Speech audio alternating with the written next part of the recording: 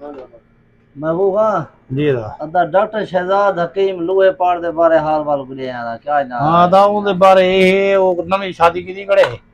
ਤੇ ਉਹ ਇੱਕ ਸੈਰੀ ਇਲਾਕੇ ਦੇ ਵਿੱਚ ਜਿਹੜਾ ਨਾ ਬੰਦਾ ਸ਼ਾਦਾ ਕਰਨਾ ਤੇ ਉਹਦੀ ਜ਼ਾਲ ਮਾਰ ਪਾਉਂਦੀ ਪਿੱਛੇ ਤ੍ਰੇਵੇਂ ਸ਼ਾਦੀ ਕਰੇ ਉਹਦਾ ਪੈ ਮਰ ਪਾਉਂਦਾ